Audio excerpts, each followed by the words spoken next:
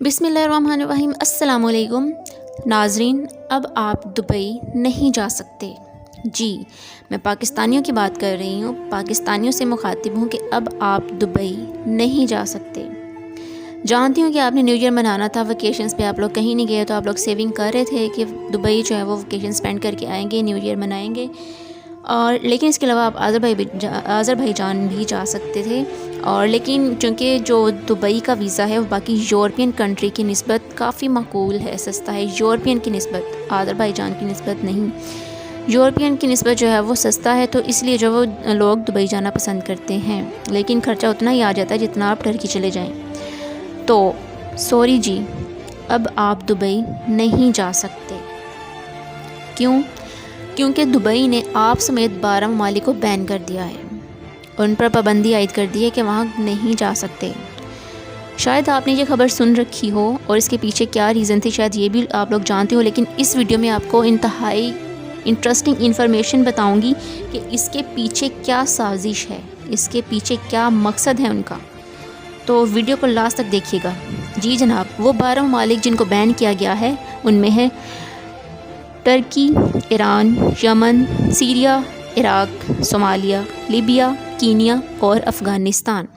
तकरीबन इसमें जो 90% ममालिक हैं बड़े, वो मुसलमान ममालिक हैं जिनको बैन किया गया है। अच्छा जी, वेरी गुड। क्यों बैन किया आपने? हमें ये बताया गया कि चूँकि कोरोना बहुत ज़्यादा फैल रहा है, फिर से कोरोना जो है वो उभर रहा है, इसके केसेस सामने आ रहे हैं, तो दुबई को कोरोना से बचाने के लिए हमने बैन कर दिया है। अच्छा, बहुत अच्छा किया आपने। एक दफ़ा फिर पूछ लें, एक दफ़ा फिर सोच लें कि वाकई इसी वजह से आपने हमें बैन किया है, कोरोना की वजह से आपने हमें बैन किया है। सोच लें एक दफ़ा फिर से, क्योंकि कोरोना तो इन ममालिक में इतना है ही नहीं। अफ़गानिस्तान को देखें, अफ़गानिस्तान को देख लें। अफ़गानिस्तान जैसा गरीब मुल्क जिसमें जो है वो कोई इतनी एक्टिविटीज़ भी नहीं हुई कि कोरोना फैलता, तो आपने अफ़गानिस्तान को ही बैन कर दिया। सबसे ज़्यादा कोरोना इस वक्त यूरोप में है, सबसे ज़्यादा कोरोना इस वक्त अमेरिका में है। कोरोना का घर है अमेरिका।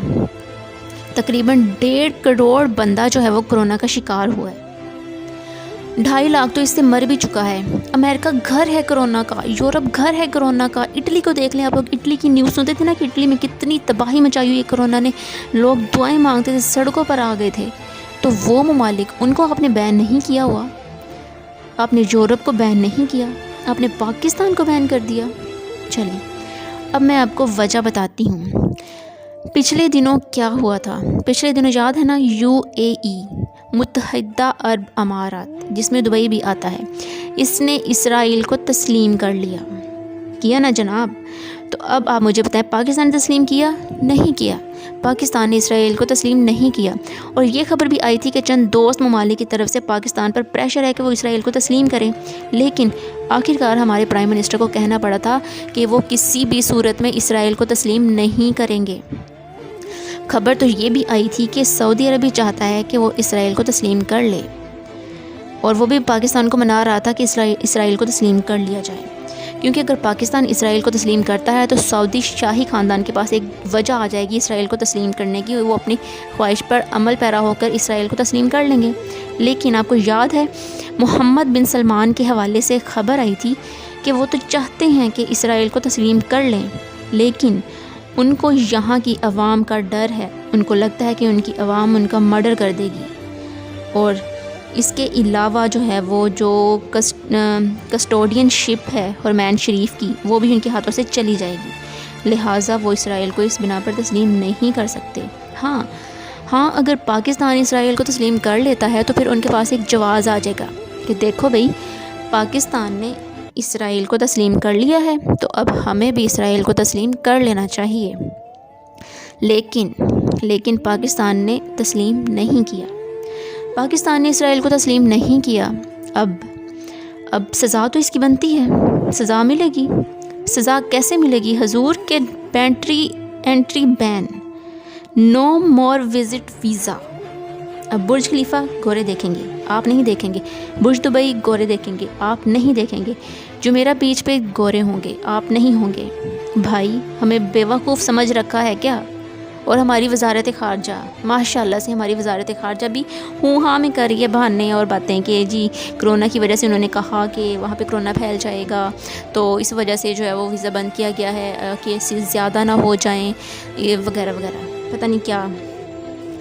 تو او بھائی آپ مجھے بتائیں کہ صرف جو کرونا ہے وہ پاکستان پھیلا رہا ہے، پاکستان میں پھیل رہا ہے؟ ہمارے ہاں تو سب سے کم کیسز ہیں الحمدللہ۔ افغانستان جیسا ملک، افغانستان کو بین کیا ہوا ہے آپ نے، واہ کیا بات ہے آپ کی۔ جہاں سے کرونا شروع ہوا چائنا، جہاں سے کرونا شروع ہوا وہاں یعنی کہ چائنیز کو تو آپ نے نہیں روکا ہوا، چائنیز کو تو آپ نے نہیں بین کیا ہوا، آپ نے پاکستان کو ہی روک دیا۔